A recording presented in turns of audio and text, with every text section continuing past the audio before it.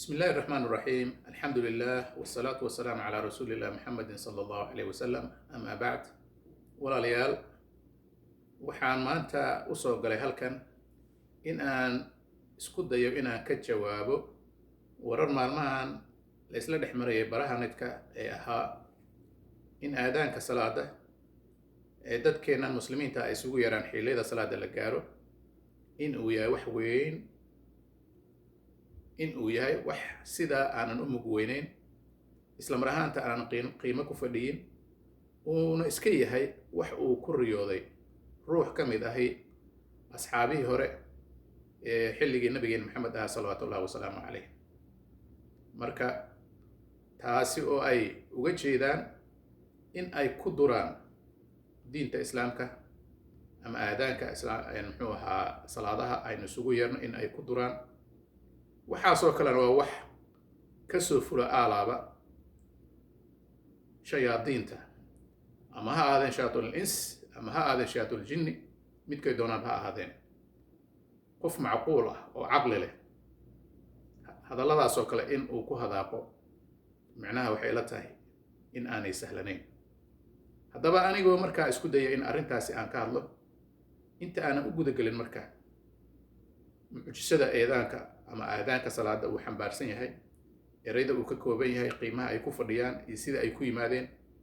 ka sheekayntooda intaan u gudagelin bal marka hore saxaabigan ay yaraysanayaan kuma ayuu ahaa saxaabigaasi sida ay sheegeen albukhaari iyo muslim iyagoo soo qaadanaya xadiid ay ka soo wariyeen cabdullah ibni cabbaas allah ka raali noqday labadooda ayaa waxa ay sheegeen kolkii muslimiinta ay tageen madiina oo laga guuray maka oo muhaajiriintii iyo inta raacday nabigeena maxamed ah salawaatullahi wasalaamu caleyh iyagu ahaa asxaabii ugu horreeyay ee diinta islaamka qaata kolka ay tageen madiina oo ay soo dhaweeyeen dadkii ansaarta ahaa ansaarna waxay ahaayeen dadkii nabigeena maxamed ahaa ee asxaabtiisa kusoo dhaweeyey yathrib ama madiina kusoo dhaweeyey ayay ahaayeen iyagaa la oran jiray ansaar sababtoo ah waxay u gargaareen nabigeena maxamed ah salawaatullahi wasalaamu caleyh iyo asxaabii la socday ayay u gargaareen qolada kale nabiga la socteen waxaa taariikhda ay ku sheegtaa inay ahaayeen muhaajiriin sababtaa waxay la socdaaleen nabigeena maxamed ah salawaatullahi wasalaamu caleyh oo ay kala socdaaleen maka ilaa iyo madiina marka nabigeena maxamed ah salawaatullahi wasalaamu caleyh markii ay tageen isaga iyo asxaabtiisii muhaajiriinta ahaa ay tageen madiina shaqadii ugu horreysay ee uu qabtay waxa ay ahayd in uu walaaleeyey dadkii muhaajiriinta ahaa isagu ka raacay maka iyo ansaartii reer madiina shaqadii labaad ee uu qabtay waxay ahayd waxa uu walaaleeyey oo uu xalliyey khilaafkii muddada dheeraa ka dhexeeyey aws iyo khasraj waa labada qabiilooda ugu waaweynaa muxuu ahaa markaas dadka ugu waaweynaa kamid qabiilada ugu waaweynaa ka mid ahaa madiina marka cabdullahi ibnu zayd horta marka hore waxa uu ka mid ahaa ansaartii wuxuuna ka soo jeeday qabiilka la yidhaahdo alkhasraj ayuu ka soo jeeday kolkii la dhisay masjidkii alquba ee ahaa masaajidkii ugu horreeyey ee muslimiintu ay yeeshaan ayaa muslimiintu waxa ay qaadan jireen kulamo xilliyada salaada casarka kadib oo ay kaga hadli jireen markaasi shu-uunta ama arrimaha islaamka iyo sidii loo horumari lahaa diinta iyo xaaladaha muslimiinta iyo hadba duruufaha la soo gudboonaada sidii loo xallin lahaa kolka maalmaha ka mid ah ayaa ajeendahoodu waxa uu noqday sidee aynu isu gaarsiinaa salaada xilliyadeeda kolkaa cumar ibn khataab allah ka raali noqday ayaa waxa uu yidhi waxaa ila tahay aniga xilliga salaada kolka la gaaro in ruux ka mid ah asxaabta in la diro ee uu aado suuqa den dadka uu ogeysiiyo markaa kadibna muxuu ahaa dadku ay soo xaadiraan muslimiinta ay soo xaadiraan muxuu ahaa masaajidka sidaan aanu ku tukanno qolo kale ayaa waxay yidhahdeen iyaguna waxaa nala habboon annagana in aanu samaysanno jaraska ama dawanka ama beelka dadka kiristaanka ah kiniisadaha u suran ee laga dhawaajiyo ama ay ka dhawaajiyaan xilliyada ay muxuu ah iyaguna ay tukanayaan marka midkaasoo kale inaan samaysano ayaa noo wanaagsan qolo saddexaad ayaa waxay soo jeedisay marka iyaguna waxay soo jeediyeen maya annaga waxaa nala habboon in aanu samaysano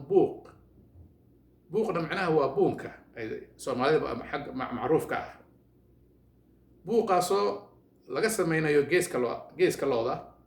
oo la mid ah buuqii ay samaysan jireen oo ay iyaguna ay isticmaali jireen dadka yuhuudda ah. Then waxaa la isugu celiyey marka waxaa la isku raacay bal mar kale in laga hadlo arrintaas oo maalin kale dib la isugu soo qaado oo qolo kastaba muxuu ahaa iyo muxuu ahaa wixii warar kale ama talooyin kale jira markaas in maalin kale la isku soo qaado. bifadli illah wa bixikmatihi ayaa isla habeenkaasi waxaa riyooday cabdullahi ibnu zayd, wuxuuna ku riyooday aadaanka iyo sida uu yahay maanta ayuu ku riyooday, oo allah subxaanahu wa tacaala ayaa isagoo hurda riyo dhexdeeda ku waafajiyey aadaanka ereyada uu ka koobayay maanta aadaankana lagu xifidsiiyey isagoo ku dhex jira riyadii. dabadeed aroortii marka uu ka soo toosay hurdada ayaa waxaa u yimid suubanayn maxamed ah salawaatullahi wasalaamu calayh, wuxuuna ugu warramay riyadiisii ayuu uga warramay. nabigeen maxamed ah salawaatullahi wasalamu calayh wuxuu ugu jawaabay waa ru'ya saadiqa, waa riyo run ah. kolkaasa waxa uu ku yidhi cabdullaahiyo bal u yeer bilaal u yeer oo u akhri ereyada aadaanka u akhri xifidsii fa huwa andaa sawtan minka, isaga ayaa kaa cod qurxoon si markaas isaga oo xilliga salaadda markii la gaaro uu ugu eedaamo. cabdullahi ibnu zayd sidii ayuu yeelay. bilaal halkii ayuu markaasi ka bilaabay inuu fuulo masaajidka ee uu ka eedaamo salaad kasta xilliga la gaaro, casarka, duhurka, maqribka, cishaha, sidaas oo kale. marka cabdullahi ibnu zayd ma ahayn nin sahlan oo ma ahayn nin layska yidhaahdo wuxuu iska ahaa nin sacaadi ah oo markaasi iyo riyo xun uu ku riyooday in layska yidhaahdo ma ahayn. marka ha ogaadeen dadka aanan muxuu ahaa aanan ogeyn qiimaha aadaanka aanan ogeyn, bal horta sidaas ha ogaadeen. midda labaad, sida uu sheegay alqurtubi allah ka raali noqdee ama laga soo xigtay, cabdullahi ibnu zayd waxa uu ka mid ahaa asxaabihii ugu waaweynaa nabigeen maxamed ahaa xilligiisii joogay, kuwa ugu muga weynaa ayuu ka mid ahaa. dabadeed waxaa la sheegaa oo alqurtubi waxa uu sheegay maalin maalmaha ka mid ah cabdullahi ibnu zayd in uu u tegay nabiga uuna ku yidhi isagoo murugaysan, rasuulka allow kolkii allah subxaanahu wa tacaala uuna oofsado oo nolosha dunidan aan ka wareegno, bacdigana uu dhaco abaalmarinta maalinteeda ama waa qiyaamahe marka uu dhaco, oo adigana ilaahay muxuu ahaa jannada uu ku geeyo, annagana ilaahay jannada uu raxmaddiisa aanu ku helno, waxaa laga yaabaa rasuulka allow adiga jannada inaad ka gasho meel sare. kolka annagu waxaan ka baqaya inay nagu adkaato aragtidaada ama aanba ku arki weynaba. durbadiiba xigmadda ilaahay darteed waxaa soo degay jibriil oo kusoo degay nabigeen maxamed ah salawaatullahi wasalaamu calayh, waxaana soo degatay aayadda ah waman yutic illaha warasuul fa ulaa'ika maca aladiina ancama allahu calayhim min annabiyiin waasidiiqiin waashuhadaai wasaalixiin. ruuxii adeeca allah subxaanahu wa tacaala iyo rasuulkiisa wuxuu ahaan macooda ayuu ahaanayaa. waman yutic illaha warasuula fa ulaa'ika maca aladiina ancama allahu calayhim min annabiyiin, wuxuu ahaanayaa kuwa allah subxaanahu wa tacaala u nimceeyey macooda ayuu ahaanayaa, iyagu ayuu la jirayaa maalinta qiyaamaha oo ay ka mid yihiin ambiyada, dadka shuhadada, dadka saalixiinta, dadka mu'miniinta ee wanaagsan ee alla adeecay, kuwaasi macooda ayuu ahaanayaa. haddii aad shaydaan raacdana shaydaan uyin baad maciisa ahaanaysaa. haddii allah subxaanahu wa tacaala iyo rasuulkiisa aad adeecdana iyo ambiyadiisa aad adeecda awaamirta uu ku faray aad adeecdana, kuwa alla uu nimceeyey macooda ayaad ahaanaysaa, ay ka mid yihiin ambiyadii, kuwa muxuu ahaa rumeeyey, shuhadadii, saalixiintii, dadkaasaad muxuu ahaa uyin baad la mid ahaanaysaa. marka cabdullaahi ibnu zayd waxa uu ka mid ahaa asxaabihii ay ku soo degtay aayaddaas ayuu ka mid ahaa. marka maqaamkiisu mid sahlani ma aha. hase yeeshee waxa meesha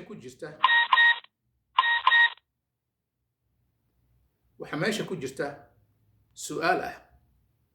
nabigeen maxamed ahaa salawaatullahi wasalaamu calayh naxariisi nabada dushiisa ha ahaatee inta uu noolaa salaad ka mid ah salaadaha faradka ahi ma addimay oo ma u kictamay inuu aadaamo.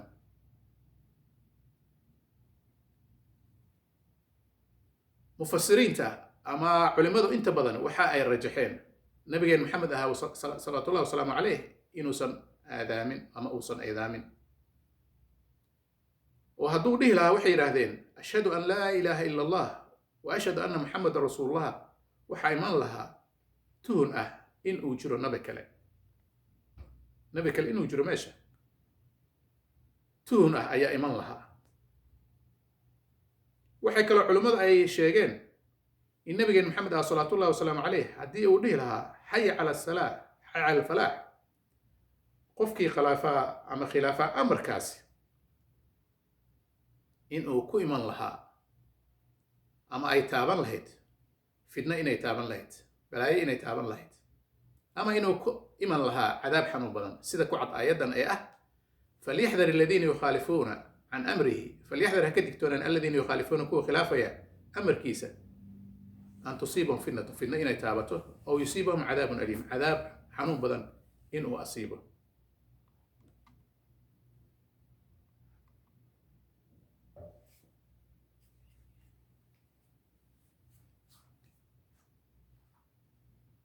taasi halkaas ayaan kaga baxayaa ee ku saabsaneyd saxaabiga ku riyooday aadaanka. halkaas ayaan kaga baxayaa, bal markana aan usoo daadego mucjisooyinka aadaanka iyo erayada uu ka kooban yahay, mucjisooyinka ay xambaarsan yihiin. aadaanka walaalayaal waxa uu ka koobmaa 50 eray ayuu ka koobmaa. allahu aan xisaabina bal marka. allahu akbar waa 2, allahu akbar waa 4, allahu akbar waa 6, allahu akbar waa 8, ashhadu waa 9, an 10, laa 11, ilaaha 12, ilaa 13, allah 14. marka saa u xisaabi tirada adiga ayaan kuu daynayaa. marka erayada aadaanka uu ka kooban yahay waa 50 eray. haddaba bal eeg, imse jeer ayaa la eedaamaa maalintii? waa 5 jeer, 5 salaadood 5 jeer ayuu mu'adinka u addimaa. allah subxaanahu wa tacaala qur-aankiisa muxuu ku yidhi alxasanatu bicashri amhaaliha, xasanad ruuxuu la yimaadaa allah subxaanahu wa tacaala wuxuu ugu bedelayaa, uga dhigayaa 10. marka 5 jeer oo eedaanka uu dhacay, markii 10 lagu dhifto maxaa soo baxaya? 50. okay, erayada aadaankana maxay ka koobnaayeen? 50 eray ayuu ka koobmaa eedaanka ama aadaanka. 50 ayuu ka koobmaa. waayahay, salaada ama salaadaha aan tukanno imise ay yihiin? waa 5 salaadood. nabigeen maxamed ah salawaatullahi wasalaamu calayh habeenkii israa iyo micraajka ee allah subxaanahu wa tacaala uu kusoo fardiyeynayay, marka hore waxay ahaayeen 50 salaadood, markii dambena waana laga khafiifiyey oo waxaana looga dhigay 5 salaadood oo u dhiganta 50 salaadood. bal eeg, yaa iswaafajiyey? ruux aadami ah caqli yar ma samayn karaya waxaas? waa maya. erayada aadaanka ayaa macnahaas ku fadhiya. dhinaca kale ka eeg, aadaanka muxuu ka bilowdaa? magaca allah ayuu ku bilowdaa, wuxuuna ku dhammaadaa magaca allah. allahu akbar, allahu akbar. muxuu ku dhammaadaa? laa ilaaha ila allah, magaca allah ayuu ku dhammaadaa. maxay tahay sababtu marka? sababtu waxay tahay allah subxaanahu wa tacaala wuxuu inoo sheegayaa in isaga keliya uu yahay, in aanu ictiqaadno in isaga keliya uu yahay allah xaqa ah kelida ah ee waaxidka ah ee xaqa lagu caabudo uusana jirin muxuu ahaa ilaah kale oo la wadaaga milkigiisa أن نعتقد أن الله سبحانه وتعالى واحد لا شريك له إن أنا رمينه أي الله إنه شيء إنه يهي كلي عدل وذاك تعمل كيسا أين سنجرين وحول بن إن مدكتي سيهين وحول بن إن استجع أنه ويدي سنة وحول بن إن استجع أنه كدلبنا عافمات نولول نحاريس وحول بن نبي محمدنا إنه يهي أدون كيسا أي رسول كيسا أنبياء كلا oo dhami iyo rususha oo kale oo dhami in ay yihiin iyaguna adoomadiisa iyo rusushiisa ee mukhlisiinta ayuu Allah subhanahu wa ta'ala uu inoogu sheegay ay tilmaamayaan macnaha aadaanka wuxuu ka bilowdaa Allah oo magaca Ilaahay ah wuxuuna ku dhumaadaa Allah oo magaca Ilaahay ah dhinaca kale aadaanka markaad fiiriso kelmadda ugu soo noqnoqoshada badan waa Allah subhanahu wa ta'ala oo 11 jeer ayay soo noqnoqotay Allahu akbar Allahu akbar Allahu akbar Allahu akbar ashhadu an la ilaha illa Allah ashhadu an la ilaha illa Allah ashhadu anna Muhammadar rasulullah ashhadu anna Muhammadar rasulullah hayya ala salah hayya ala falah Allahu akbar Allahu akbar la ilaha illa Allah wa 11 jeer 11 jeer ayay soo noqotay kelmadda ah Allah lambarka 11 markaad fiiriso xagga xisaabta 11 waxaa loo qaybin karayaa lambar la mid ah oo keliya ayaa loo qaybin karayaa 11 markaad divide inaad tiraahdo 11 keliya unbuu u qaybsamaa ama 1 marka 11 markaad u qaybso maxaa soo baxaya 1 ayaa soo baxaya taasna maxay ku tilmaamaysaa Allah inuu waaxid yahay 11 haddaad u qaybiso hal maxaa ku soo baxaya 11 sidoo kalena waa tiro kisi ah maxay ku muujinaysaa marka Allah inuu mid yahay oo cid kale ay la wadaagta milkigiisa inaanay jirin meesha ما شاء الله سبحان الله بل معجزة بل ايج يا السورون كريا او سيدا ييلي كريا dhinaca kale aan fiiriyo dhinaca kale aan eegno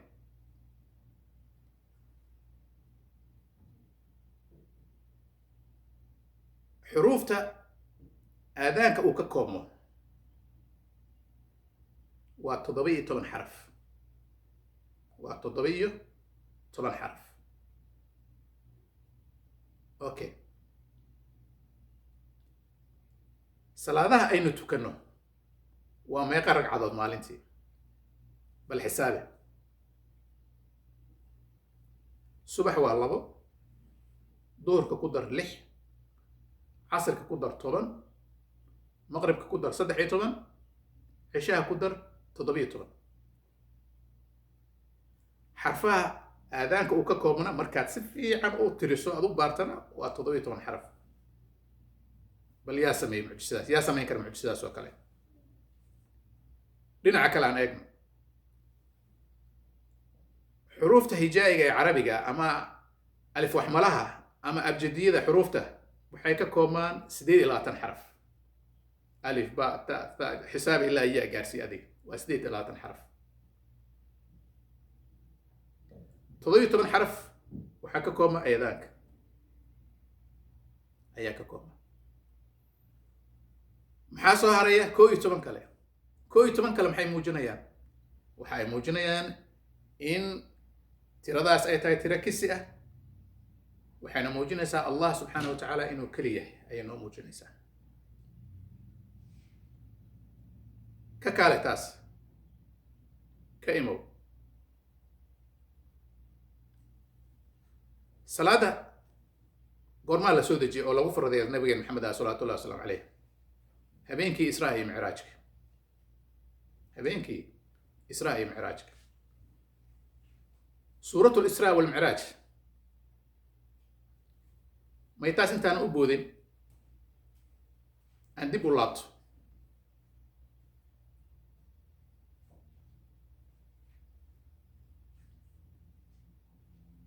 haddii ereyga allah uu noqday midka ugu badan ugu soo noqnoqoshada badan haddii uu noqday aadaanka ereyga ugu soo noqnoqoshada badan kitaabka qur-aanul kariimkana waa ereygee waa isla ereyga allah marka la xisaabiyey qur-aanka wuxuu ka koobmaa 600 oo safxadood marka la xisaabiyey ereyga allah wuxuu soo noqnoqday ilaa ay 2699 jeer lambarkaasi oo ah 2699 jeerna wuxuu u qaybsamaa mid la mid ah isaga oo keliya ama koob taasina waxay noo muujinaysaa allah subxaanahu wa tacaala inuu keliya raalli ahaada waxay ahayd marka hore inaan ku daro intaanan gelin ragcadaha salaada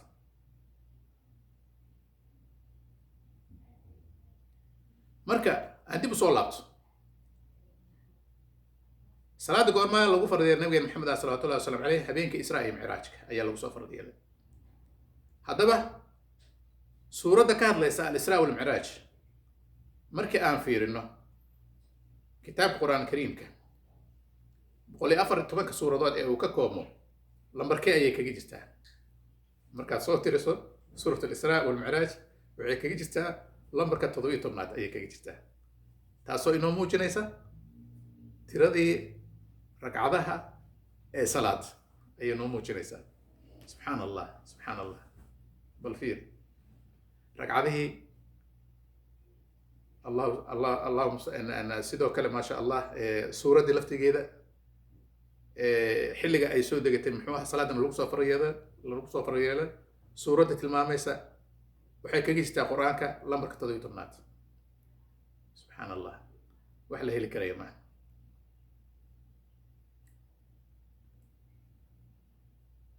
gabagabadii aanu fiirino marka ereyga allah wuxuu ka koobmaa xarafka alifka laamka iyo haada okay marka aan xisaabino marka alifka 47 jeer ayuu kaga jiraa aadaanka laamkana 45 jeer haadana 20 jeer isku dar intaas waxaa soo baxaysa tiro ah 112 haddaba kitaabka qur-aanka kariimka dib ugu laabo soo tiri suuradaha suuradda 112aad ee ku jirta magaceeda muxuu yahay waa suuratul ikhlaas suuratul ikhlaas suuratul ikhlaas maxay ka hadlaysaa allah subxaanahu wa tacaala inuu keliya ayay ka hadlaysaa xuruufteeda ereydeedan markaad fiirisana waa 11 erey subxaan allah marka waa ruuxa inta kitaab u alif yaa ka dhigi kara kitaabkaasi magaciisa midka ugu horeeya kana ugu dambeeya ka dhigi karaya oo ka dhigi kara isla mar ahaanta magaciisa midka ugu soo noqnoqoshada badan marka walaalayaal waxaa meesha ka cad in aadaanka uu yahay wax aan innaba caadi ahayn ruux bini aadam uusan alifi karayn ama saytiista ha ahaado ama faylisof ha ahaado ama abwaan ha ahaado ama gabayaha ha ahaado cid ku dhici karaysaa mucjisada iyo sida loo ratibay sida isugu xiran yahay xuruufta uu ka kooban yahay ereyadiisa intaba qof ku dhici karaysa inaysan jirin aanan ka ahayn allah subxaanahu wa tacaala khaaliqayna kor ahaaday marka waxaan leeyahay walaalaha iskala soo booday wax weliba si ay ugu duraan islaamka ama shacaa'irta islaamka ay ugu duraan waxaan leeyahay bal marka hore aad uga fiirsada arrinta